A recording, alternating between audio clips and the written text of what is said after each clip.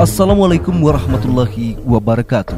Sebelumnya kami doakan semoga pemirsa Andalas Channel senantiasa dalam keadaan sehat walafiat. Amin ya robbal alamin. Namun sebelum lanjut, jangan lupa like, subscribe, dan komentar agar channel kami terus berkembang dan senantiasa bisa memberikan informasi-informasi terbaru terkait adat, sejarah, dan religi di bumi Melayu.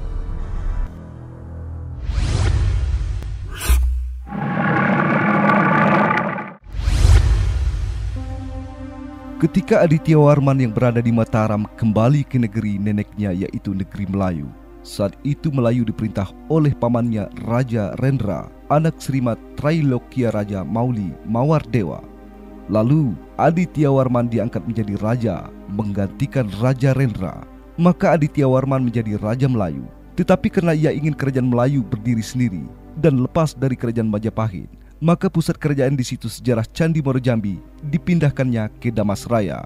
Dan tidak beberapa lama kemudian dipindahkannya lagi pusat kerajaan itu ke daerah pedalaman, yaitu Batu Sangkar atau Kota Batu Berpagaruyung. Di sini ia bergelar Maharajo Dirajo, yang bermakna tidak ada raja di atasnya. Ia tidak mau tunduk pada kerajaan Mataram. Kemudian Aditya Warman kawin dengan Putih Jamilan atau Putri Mandi, anak Datuk Suri Dirajo atau anak saudara Datuk Perpatih Nan Sebatang, seibu dengan Datuk Ketemanggungan. Dari perkawinan tersebut lahir seorang anak laki-laki yang bernama Anang Warman, pewaris kerajaan Pagaruyung. Saat upacara turun mandinya, diadakan pesta kerajaan yang sangat besar, 7 hari 7 malam, habis kerbau 7 kandang, dan kota Batu Sangkar dipagar dengan ruyung, batang pakis, sampul atau enau, agar buaya tidak mengganggu, sebab saat itu buaya amat banyak. Sejak itulah pusat kerajaan yang bernama Batu Sangkar disebut dengan Pagaruyung. Setelah wafat Aditya Warman tahun 1376 Masehi, maka anaknya yang bernama Ananga Warman naik takhta kerajaan. Ia melanjutkan kebijakan ayahnya tidak mau tunduk kepada Raja Mataram. Maka pada tahun 1409 Masehi, terjadilah perang antara kerajaan Jawa dan kerajaan Pagaruyung di Padang Sibusuk. Akibat dari perang ini sangat fatal. Kerajaan terpecah menjadi 2 bagian, dan daerah kerajaan Indrapura, Kerinci, walau masih di bawah Pagaruyung, tetapi lambat laun negeri-negeri itu telah berdiri sendiri dalam mengatur rakyat dan pemerintahan. Dan bahkan dalam garis besar kerajaan terbelah kepada Alam Berajo balik ke Jambi. Luhak Bapenghulu tinggal di Pagaruyung.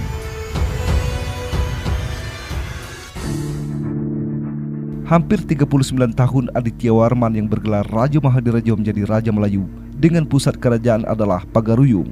Wilayahnya cukup luas. Ia menguasai sepanjang Batang Mengkawas, Batang Hari, hingga Selat Berhalo. Ia menguasai sepanjang Batang Kampar, terus ke Riau dan terus ke Aceh, dan menguasai pesisir Pulau Persia, Sumatera, sampai ke Bengkulu. Ia menguasai Gunung Merapi, Gunung Kerinci, dan Lembah Kerinci, dan tidak mau tunduk pada kerajaan Mataram. Tetapi setelah ia wafat, lalu naik tahta anaknya Ananga Warman sejak tahun 1376, dan pada mulanya kerajaan itu amat jaya. Kehidupan penduduk cukup makmur, dan perkembangan agama Islam telah menyebar di bawah pendatang dari Arab. Dan ketika itu Raja Mataram dengan Mahapatih Gajah Mada yang bercita-cita menyatukan wilayah Nusantara tidak senang melihat kerajaan Melayu yang luas dan berdiri sendiri. Maka Raja Mataram ingin menguasai kerajaan Melayu. Lalu ia mengirim pasukan perang ke Pagaruyung agar mau tunduk ke Mataram. Maka terjadi pertempuran tahun 1409 Masehi antara pasukan Melayu Pagaruyung dengan pasukan dari Mataram di Padang Sibusuk. Perang ini sangat dahsyat. Korban perang berjatuhan bagi kedua belah pihak. Walau seluruh wilayah termasuk depati-depati dari Kerinci Tinggi, Kerinci Rendah ikut membantu, tapi karena persenjataan kurang dan tentara kurang terlatih, sebab saat itu belum ada tentara yang khusus menjaga keamanan negara, maka pada akhirnya kerajaan Melayu yang berpusat di Pagaruyung menyerah kalah. Akibat dari peperangan itu, daerah-daerah kekuasaan secara berangsur-angsur mulai memisahkan diri, termasuk daerah Kerinci. Setidak-tidaknya urusan daerah masing-masing tidak tunduk pada Pagaruyung, kecuali urusan dengan luar negeri. Maka itu wilayah Batang Hari terbentuk sebuah kerajaan Melayu yang didirikan oleh Tun Telanai. Daerah ini disebut Alam Berajo balik ke Jambi. Sejak perpecahan itulah kerajaan Pagaruyung berangsur-angsur menjadi kerajaan Islam. Pecahnya kerajaan Melayu yang berpusat di Pagaruyung, maka di daerah Jambi berdiri pula kerajaan Melayu Jambi dan berturut-turut yang menjadi raja sesuai abadnya. Maka yang pertama adalah Raja Tun Telanai menjadi Raja Melayu Jambi mulai tahun 1400 sampai 1460 Masehi, berada di bawah kerajaan Majapahit. Pusat kerajaan adalah situs sejarah Candi Moro Jambi. Di samping pusat pemerintahan, juga pusat pendidikan agama Buddha, dan Tun Telanai adalah pengikut agama Buddha yang taat, dan ialah yang membuat patung Buddha yang kini disimpan di Bangkok. Ketika ia masih sebagai Maha Senopati Kerajaan Melayu dengan Raja Srima Trailokia Raja Mauli Mawardewa, dan pada saat itu agama kerajaan adalah Buddha, sedangkan ujung jabung negeri Lamo dijadikan pula kota pelabuhan dan perdagangan ke mancanegara. Raja Tun Telanai punya anak hanya satu orang. Ketika anak tersebut masih dalam kandungan, ia memanggil para pendeta Buddha yang ahli tentang nujum. Ia minta ditujum tentang anaknya. Maka ahli tujum berkata dengan amat berat hati untuk menjelaskannya. Berkata salah, tidak berkata juga salah. Lalu berkata, "Wahai Raja yang dipertuan, ampun beribu kali ampun pada yang dipertuan, yang berhak untuk memutih menghitamkan, yang memakan habis memancung putus." Patik berkata, "Bisa salah, bisa juga benar. Tapi Patik dibuang suko jauh, digantung suko tinggi. Karena apa yang Patik lihat dalam tujum sangat mencemaskan hati Patik. Karena bila anak yang dipertuan lahir dan besar, ia akan membunuh yang dipertuan. Anak yang dipertuan tidak mau mewarisi kerajaan Melayu Jambi."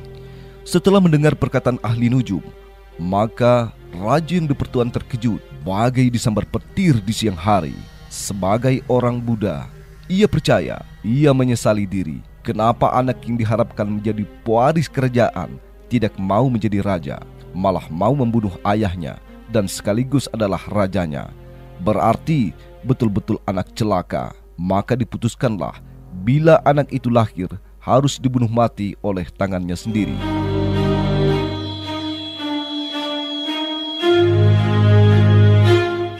Ketika anak itu lahir ke dunia, lalu pengawal istana memberitahukan, maka ia segera melihat anak yang baru lahir dengan maksud hendak membunuhnya.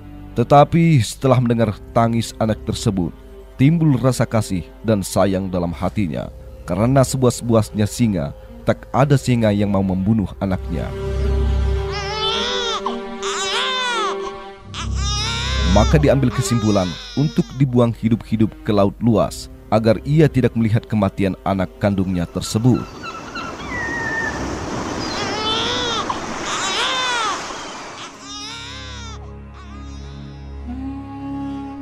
Maka Raja Tun Telanai memerintahkan kepada Hulu Balang untuk membuat perahu kerajaan yang dilengkapi berbagai keperluan, diberi pakaian yang indah-indah, perahu dihiasi dengan umbul-umbul. Maka diadakan acara kerajaan membuang malang, membuang cuko celako, agar air bening ikan jinak, rumput mudo kerbau gemuk, bumi senang padi menjadi, teluk tenang rantau selesai, negeri aman rakyat sentosa.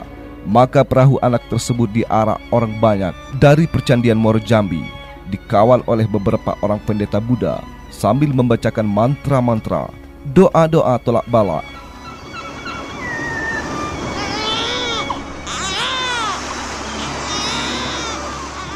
Setelah berhari-hari perahu berlayar arah ke Muara Batanghari, akhirnya sampailah di Selat Berhalo.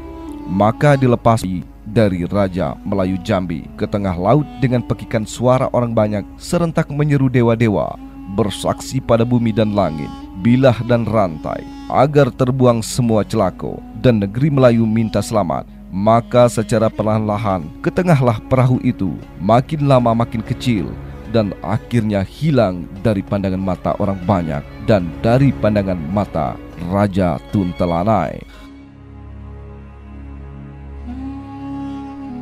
Alkisah dari anak Tun Telanai yang dibuang ke Laut Ujo sangat istimewa. Raja Tun Telanai merasa lepas dari malapetaka. Rencana membunuh anaknya telah berhasil. Maklumlah masih beragama Buddha. Tapi Allah Tuhan yang menjadikan alam semesta telah berkehendak lain. Rupanya anak tersebut dipungut oleh Raja Siam yang kebetulan tidak mempunyai anak. Lalu anak Tun Telanai dipungut, dididik, dan dibesarkan dalam istana kerajaan Siam hingga ia dewasa. Dan setelah ia besar, maka pada suatu saat ia tahu bahwa ia anak pungut Raja Siam yang tak punya anak, dan ayahnya sendiri adalah Raja Melayu Jambi.